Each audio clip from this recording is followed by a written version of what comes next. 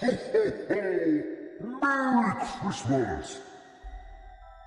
Bon, au vu de la vidéo très lourde niveau horreur d'hier, on va aujourd'hui faire quelque chose de plus léger, on peut dire, et plus court, car nous allons ensemble découvrir un nouveau thread d'horreur. Pour tous les amateurs, vous n'allez cependant pas être déçus. Ah, et si vous souhaitez connaître toutes les subtilités de ce calendrier de l'Avent et pourquoi pas gagner quelque chose, cliquez sur la vidéo en fiche quelque part par ici et revenez sur celle-ci après. Et sur ce, si vous êtes prêts, je vous laisse venir avec moi dans les tréfonds de l'humanité et de l'horreur. Générique.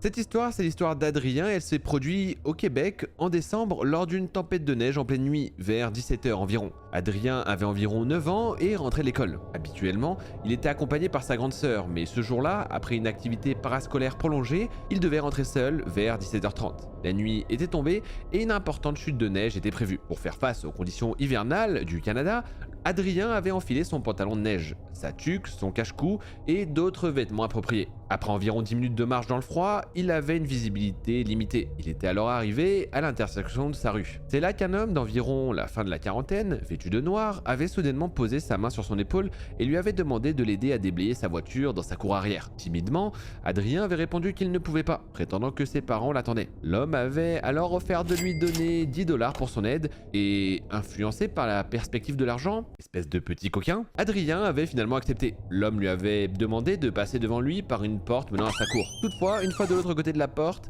Adrien avait commencé à ressentir de l'appréhension. Où était la voiture? Et est-ce qu'il ne la voyait pas parce qu'il y avait simplement une mauvaise visibilité? Vous vous doutez que non, si on est dans un thread d'horreur. Bonne ambiance. C'est au même moment que l'homme avait verrouillé la porte et avait proposé de prendre un chocolat chaud avant de commencer. Adrien avait été terrifié par cette proposition et il avait réalisé à ce moment-là qu'il était vraiment en danger. Pour échapper à la situation, il avait prétendu devoir partir immédiatement, ce qui avait déclenché une série d'événements dramatiques. L'homme s'était alors approché d'Adrien et lui avait donné une énorme gifle et lui avait demandé si ses parents ne lui avaient pas appris de meilleure manière. Puis, avec un sourire et une voix douce, il avait dit qu'il ferait le travail à la place de ses parents en ajoutant « Ah ouais, viens ici ». C'est en japonais, j'allais dire. C'est en québécois apparemment, ce qui veut dire « Allez, viens ici » ou « Allons, viens ici ». Voilà, je vais me faire incendier par tous les Québécois. Terminé, j'ai du mal le dire, rien ne va.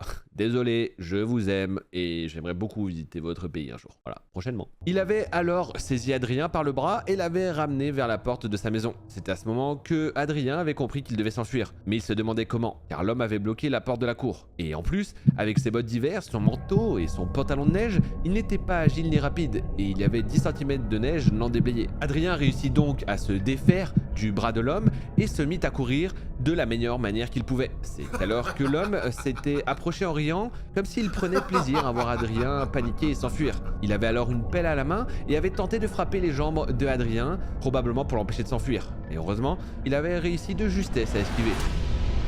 Continuant à courir, il a atteint la clôture et dans un acte de dernier espoir, il l'a grimpé pour essayer de passer de la cour de l'homme à celle du voisin. Il a finalement réussi à franchir la clôture sans se faire attraper, mais en tombant de l'autre côté, son pantalon de neige s'est déchiré. Il a alors réussi à rejoindre la ruelle et s'est mis à courir à toute vitesse jusqu'à atteindre la cour de sa maison. Il a alors frappé avec force sur la porte arrière jusqu'à ce que sa sœur lui ouvre. Quand elle a refermé la porte derrière lui et qu'il se retourne, il a aperçu une silhouette tenant quelque chose dans sa main dans la ruelle juste en face. En état de choc total, il est incapable de répondre à sa sœur. Cette dernière appelle alors leur mère qui était en train de préparer le dîner dans la cuisine. Il saute alors au cou de sa mère et éclate en sanglots. Comprenant qu'il s'est passé quelque chose de grave, sa mère lui demande qu'est-ce qui s'est passé.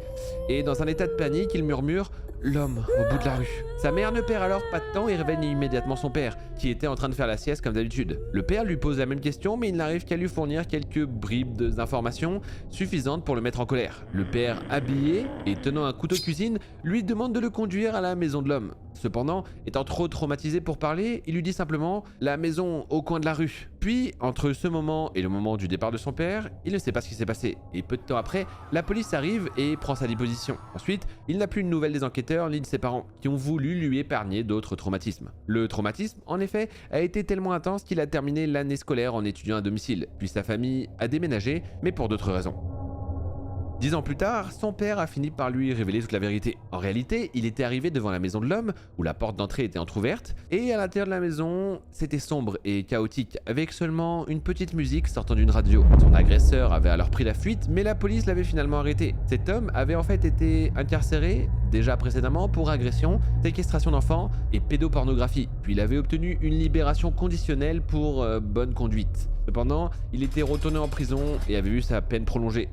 Oui, je pense que c'est le minimum. Écrire ce texte pour Adrien lui a pris au moins 2 heures, car à chaque fois qu'il se remémore cette expérience, il se rappelle le visage et le sourire de l'homme, et toutes ces images lui reviennent en tête. Il a encore aujourd'hui un réel et profond traumatisme à cause de ça. Alors force à toi Adrien, et fuck les pédophiles. Meilleure conclusion.